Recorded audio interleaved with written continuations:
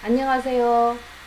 그림책 강의 이석금입니다. 오늘은 네 번째 시간인데요. 네, 오늘은 제가 소개해드릴 그림책이 이수지 작가의 동물원입니다.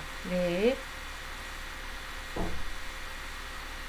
이수지 작가의 동물원은 2004년 작품이고요. 이 이수지 작가는 우리나라와 미국에서 활동하고 있는 작가이죠. 네, 이 작가의 수상 경력은 어마어마한데요. 네, 먼저 사파가하고 일러스트레이터가 어떻게 다른지 먼저 구분해 보고요. 그리고 수상 경력에 대해서 알아보도록 하죠. 이수지 작가는 남의 글에다가 그림을 그린 경우도 있지만 보통은 자기 작품의 글과 그림을 모두 한 작품 활동을 하는 작가로 유명한데요. 사파가하고 일러스트레이터하고 어떻게 다르냐 하면은요. 사파가는 보통 초등학생이 보는 글이 많은 동화책에 글의 내용하고 같은 그림을 그리는 사람을 사파가라고 합니다. 그 반면에 일러스트레이터는 번역을 하면 그림 작가 이렇게 되겠죠. 그림 작가는 글의 이야기를 바탕으로 해서 그림 이야기를 창작해내는 사람이 그림 작가이고 일러스트레이터입니다. 그러니까 글을 보완하기도 하고요. 글과 상반되는 이야기를 그림으로 나타나기도 하고요. 여러 가지 상황으로 그렇게 창작 활동을 하는 사람이 그림 작가이고 일러스트레이터라고 합니다. 그럼 수상 경력을 살펴보면 한국인 최초로 한스 크리스티안 안데르센상 후보에 올랐고요. 와, 굉장합니다. 그죠? 스위스의 가장 아름다운 책을 수상했는데요. 이거는 그림책 토끼들의 복수로 스위스의 가장 아름다운 책을 수상했죠. 다음 미국 일러스트레이터 협회의 올해의 원화전 금메달을 수상했고요. 뉴욕 타임즈 우수 그림책으로 선정됐고 보스턴 글로홈북 명예상을 수상했고요. 볼로나 국제 어린이 도서전에서 올해의 일러스트레이터로 선정되었습니다. 저도 볼로나 작품전을 가서 봤는데요. 우와, 정말 이수지 하고 한국 이름으로 한국분이 딱 올라가 있으니까요. 어깨가 으쓱해지는 게 정말 힘이 나더라고요. 여러분은 어떠셨어요? 자, 그러면 이 동물원의 내용과 그 구성의 특징이 어떤지 한번 살펴보면요. 내용은 그냥 주인공이 부모와 함께 동물원에 다녀온 이야기입니다. 아주 간단해 보이는 이야기죠. 그런데 여기에 내용이 주인공이 이제 부모와 함께 동물원 입구에 서서 풍선을 하나 샀죠. 공작새 풍선을 사면서부터 시작해서 동물원 정문 위쪽에 있는 입간판 있죠. 그 옆에 공작새가 나타나기 시작했어요. 그것도 유채색으로. 그러니까 그 전에는 무채색, 회색으로 모두 다 그려진 그림 위에 유채색인 공작새가 나타나기 시작한 거예요. 그게 주인공 눈에 보이기 시작합니다. 그래서 동물원 안에 들어가 봤더니 고릴라 우리에 갔더니 고릴라 집에 고릴라가 없었어요. 정말 이상하죠. 고릴라가 없었어요. 근데 자꾸 주인공 눈에는 공작새가 보이기 시작하는 거죠. 그래서 주인공은 공작새를 따라서 환상의 세계로 들어가죠. 그래서 우리 안에 없었던 동물들이 그 환상 세계에서 주인공과 함께 열심히 놀죠. 반면에 현실 세계에서는 엄마 아빠가 잃어버린 주인공을 찾느라고 너무너무 헤매죠. 막 헤매다가 벤치에서 잠이 들어있는 주인공을 발견하죠. 그러고는 엄마 아빠가 아이를 데리고 동물원 바깥으로 나오게 되죠. 그런데 아이는 그 놀았던 환상 세계의 그 모습을 잊지 못하고 엄마 아빠도 재밌었죠? 하고 이야기가 끝나게 됩니다. 그러면 이렇게 간단한 이야기인가? 그건 좀 더 살펴보기로 하죠. 구성을 보면요. 모두 다 양쪽 펼침면으로 되어 있다는 거고요. 그 다음에 이 글은 1인칭 주인공 시점으로 되어 있는데요. 뭐라고 되어 있냐면 맨 첫 문장에 이렇게 되어 있어요. 오늘 나는 엄마 아빠랑 동물원에 갔어요. 이렇게 되어 있어서 나는 이렇게 되어 있죠. 그래서 1인칭 주인공 시점으로 글이 쓰여져 있다는 거죠. 그 다음 여기에 나와 있는 세계는 회색빛으로 표현되어 있는 현실 세계와 유채색으로 표현되어 있는 환상 세계, 그리고 마지막에 가면은 주인공이 회색 옷을 입고 있던 주인공이 핑크색 옷을 입고 있으면서 현실은 그대로 무채색으로 그려져 있는 현실 세계의 주인공은 환상을 가지고 있는 현실과 환상이 합해진 세계, 이렇게 세계가 세 가지가 나오게 됩니다. 네, 그러면 다음 또 보시죠. 먼저 앞표지를 보면요. 앞표지에 무채색으로 돼 있죠. 회색빛으로 돼 있어요. 그런데 동물원 편말을 보면요. 이게 편말이면서 또한 제목이죠. 동물원 돼 있고 동물원 아래 위쪽으로 뭐가 있어요? 핑크색이 돼 있죠. 그래서 이 핑크색은 환상세계를 나타내고 환상세계를 장식하는 주인공의 옷 색깔이 또한 이 핑크색으로 장식이 됩니다. 그 다음 제가 이어서 면지를 해놨는데요. 표지를 넘기면 면지가 나오고 이 우리 안에 있었던 고릴라가 지금 우리를 탈출하고 있죠. 그런데 고릴라 색깔이 말이에요. 회색이 아니라 이미 색깔이 이렇게 입혀져 있죠. 그러면 이 아이는 벌써 환상을 가지고 여기를 탈출하고 있고, 그 다음에 뭔가 색깔이 있는 나라가 나오죠. 그 부분이 어딘가 보면 다음 장면 보시죠. 네, 나가보니까 저기 멀리에서 오른쪽에 면지에서 뭐예요? 유채색으로 그려진 코끼리와 원숭이가 고릴라를 부르고 있죠. 네, 여기는 환상세계에서 지금 부르고 있는 거고요. 고릴라가 지금 환상세계로 들어가는 거죠. 이미 이야기가 어디서부터 시작됐냐면은 앞표지부터 이야기가 시작되고 있어요. 네, 그 다음 보시죠. 네, 뒷면지에 보면은 아까 제가 내용을 말씀드릴 때 이런 얘기 했죠.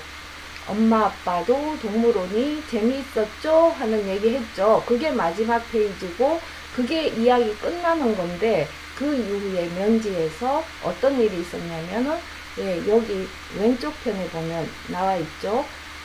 원숭이가 고릴라를 다시 고릴라 집으로 우리로 들여보내는 장면이 나오고, 뒷표지에는 고릴라 우리에 들어온 고릴라가 있죠. 근데 고릴라가 어때요? 핑크색 신발을 하나 들고 있죠. 주인공이 잃어버린 신발을 하나 들고 고릴라가 집으로 들어옵니다. 이게 이야기가 끝나는 겁니다. 그러면 이 책은 이야기가 앞표지부터 시작해서 뒷표지까지 이야기가 끝나는 겁니다. 앞표지에서 시작된 이야기가 뒷표지에서 끝나고 있는 거죠. 그러면 우리가 원래는 본문에서 이야기가 시작되는 거죠. 그런데 이렇게 표지를 이용해서 벌써 이야기를 시작했고 뒷표지로 이야기를 마무리하고 있다는 것입니다. 이게 이 책의 가장 큰 특징입니다. 네. 약표지지를 하는 것은 책을 식별하기 위한 간단한 서명을 책 이름을 얘기하는데요. 여기는 부제가 있어도 부제를 쓰지 않고 책 제목만 딱 써놓는 거. 예, 그래서 여기가 책입니다 하는 거를 식별하기 위해서 하는 게 약표제지입니다. 예, 여기에는 책 제목 보면은 회색으로 되어 있죠. 네, 색깔이 회색이고 거기 아래 부분에 나와 있는 색깔도 회색이죠. 그러면 여기부터 회색빛으로 현실 세계가 시작된다는 거죠. 그런데 옆에 보니까 깃털이 하나 있는데 그 깃털은 유채색이죠. 아, 그러면 무슨 새의 깃털이지? 아까 공작새가 있었다 했으니까 공작새의 깃털인가? 공작새는 환상이네? 이렇게 알 수가 있죠. 네. 그 다음 옆에 보면 오른쪽에 보면 속표지가 나와 있죠. 동물원이라고 되어 있는데 아이가 공작새 풍선을 사고 있는 모습이 보이죠. 그런데 모두 회색이죠. 여기서 유채색으로 되어 있는 거는 저기 입간판, 입간판 옆에 있는 공작새가 유채색이죠. 저 아이가 이제 환상이 시작되는 시작을 알리는 것입니다. 네. 주인공이 공작새를 쫓아서 지금 현실 세계에서 환상으로 들어가는 길입니다. 거기 보면은 주인공의 모습을 보면은 회색 옷이 환상으로 들어가는 부분에 핑크색으로 변하고 있는 게 보이죠. 자, 지금 주인공이 환상 속으로 들어간다 하는 것을 표시하고 있죠. 네, 핑크색으로 표시하고 있죠. 우리 안에 없었던 동물들이 모두 주인공과 함께 환상세계에서 지금 같이 놀고 있는 모습이죠. 기린도 있고 고릴라도 있고 모두 함께 기린 미끄럼을 타고 지금 주인공이 신나게 놀고 있는 표정이죠. 네. 주인공이 새들과 함께 날아가고 있으면서 여기서 봐야 될 게 주인공 신발이거든요. 신발이 한 짝이 벗겨지는 게 보이시죠? 네. 이 신발은 어디로 갔을까요? 혹시 뒷표지 설명할 때 고릴라가 이 주인공이 신발을 주워 가지고 가는 거 보셨나요? 기억나시나요? 네.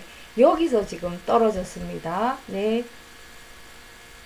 그 다음 주인공은 어디에 있죠? 네. 왼쪽에 보면은 주인공이 벤치에서 혼자서 자고 있죠. 그런데 신발은 하나 벗겨져 있죠. 그러면 환상세계인 줄 알았는데 실제로 신발이 어디로 갔지? 이렇게 되죠. 네. 그리고 엄마 아빠는 주인공을 찾아서 막 헤매다가 드디어 벤치에서 누워 자고 있는 주인공을 발견하게 됩니다. 주인공 한 손에는 어쨌어요? 공작새 풍선을 꼭 쥐고 있죠. 아까 환상세계에서는 공작새 풍선도 다른 새들처럼 날아갔잖아요. 그죠? 네. 그 다음 장면입니다. 동물원은 정말 신나는 곳이에요. 아이는 이렇게 말하고 있는데요. 지금 아이가 입은 옷을 색깔을 보면 핑크색이죠. 원래 현실 세계에서는 아이 색깔, 이 옷이 외투가 무슨 색이었어요? 회색이었죠. 그런데 지금 현실 세계에 있는데도 불구하고 이 아이는 핑크색 옷을 입고 있죠. 네. 그러면 너무 신나는 곳입니다 하고 나올 때 아이 눈에는 환상 세계에서 보았던 그 동물들이 모두 나와서 지금 잘 가라고 인사를 하는 거죠. 그게 아이 눈에는 보인다는 거예요. 고릴라가 있죠? 고릴라야. 손에 든 아이 신발 보이시나요? 핑크색 신발요. 보이시나요? 네, 들고 있죠? 공작도 날개를 활짝 펼쳐서 잘 가라고 인사를 하죠. 네, 아이는 너무 신나서 너무 신나는 곳이에요. 이런데 엄마 아빠 표정 보세요. 신나는 곳 맞나요? 네, 이렇게 아이러니가 나타나는 거죠. 네, 엄마 아빠는 아이 찾아다니느라고 그 넓고 넓은, 네, 판형에서도 나왔죠. 그 넓고 넓은 동물원을 찾아다니느라 너무 힘들어 했죠. 아이는 지금 신발 한 짝이 없는 채로, 그죠? 잃어버린 채로 엄마 아빠하고 같이 돌아가는 모습이죠. 이 그림책은 포스트 모던 그림책입니다. 네, 이 포스트 모던 그림책은 여러 가지 특징을 가지고 있는데요. 이 책도 또한 여러 가지 특징이 있습니다. 포스트 모던 그림책으로의 특징 말이에요. 그런데 그 중에서 가장 뚜렷한 세 가지만 알아보겠습니다. 경계 깨트리기, 그 다음 아이러니, 열린 결말, 이렇게 세 가지를 알아보겠습니다. 경계 깨트리기는 뭔가 우리가 알고 있는 그 경계가 깨진다는 거예요. 예, 그래서 보니까 전통 문학에서는 스토리가 어디서부터 시작됐죠? 네, 본문에서부터 시작되죠. 그런데 여기는 어때요? 그 스토리의 틀이 깨어지면서 본문이 아닌 앞표지에서부터 이야기가 시작됐죠. 그래서 전통 문학이 가지고 있는 틀이 깨어졌다는 거예요. 그래서 그 전통 문학의 경계가 깨트려졌다. 그래서 경계 깨트리기, 이러한 말로 씁니다. 네. 그 다음에 이 이야기는 앞표지에서 시작돼서 뒷표지에서 이야기를 맺고 있고, 본문에서 시작된 게 아니다 하는 거. 그 다음에 환상 그림책은 우리가 환상이 나온다고 하면은 보통 환상 그림책의 구조는 이렇게 되죠. 주인공이 집을 떠나요. 여행을 가요. 그죠? 그리고 여행을 마치고 다시 집으로 돌아와요. 그런 순서로 이루어지는 것이 환상 그림책의 특징이죠. 자, 이 그림책은 환상 그림책과는 다른 구조를 가지고 있죠. 네. 면지에 보니까 벌써 환상이 나타나고 있죠. 네. 그리고는 주인공과 관련된 이야기는 어디에서 나타나요? 속표지에 보니까 벌써 주인공은 공작새를 보고 있죠. 네. 환상으로 표현되는 공작새를 벌써 보기 시작하면서부터, 네. 거기서부터 환상세계가 시작되는 거죠. 네. 이렇게 환상 그림책과는 다른 환상 세계에 대한 틀을 가지고 있다는 거, 그래서 이게 경계가 깨트려졌다 하는 거로 그 특징을 알 수가 있습니다. 네. 그 다음 아이러니라는 말이 나오는데요. 이 아이러니라는 말은 여기 그림에 보시면 우리는 고릴라 집에도 갔고요 하고 이렇게 글이 나와 있어요. 그렇지만 우리 안에 고릴라가 있습니까? 없어요. 예, 글하고 그림하고 다르다는 거죠. 그래서 이런 부분을 아이러니라고 말을 해요. 글과 그림이 다른 경우 아이러니하다 이렇게 말을 하죠.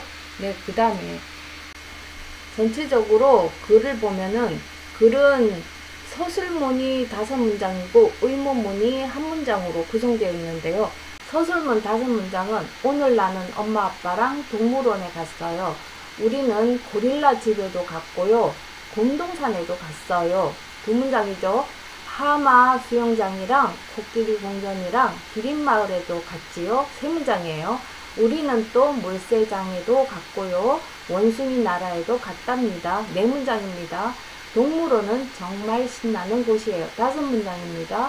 그 다음 엄마 아빠도 재미있었죠? 하는 의문문이 1문장이 나와요.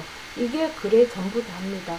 그런데 여기에서 맨 마지막에 끝날 때 말이에요. 엄마 아빠도 재밌었어요. 나는 동물원이 재밌었어요. 우리 엄마 아빠도 재밌었어요. 이렇게 마치는 게 아니라 어때요? 네, 엄마 아빠도 재밌었죠? 하고 묻고 거기에 대한 대답도 안 들은 채로 이야기가 끝나죠. 이런 걸 우리가 열린 결말이라고 합니다.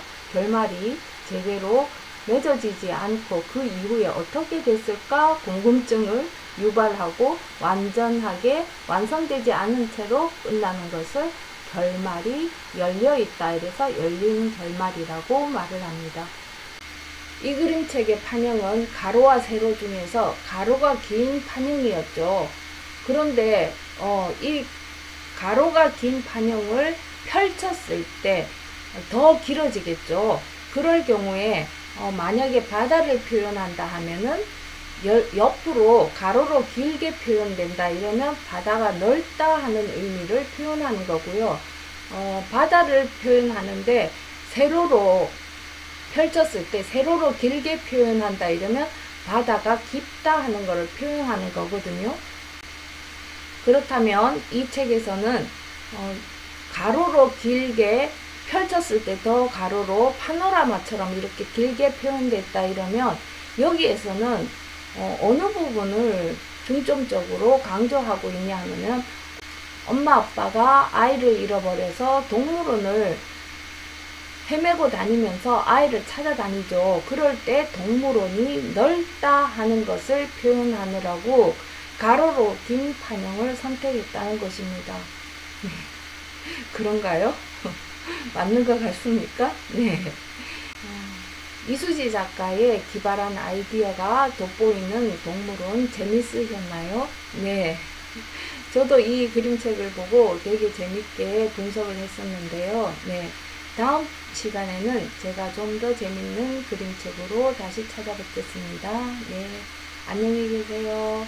고맙습니다. 건강하세요.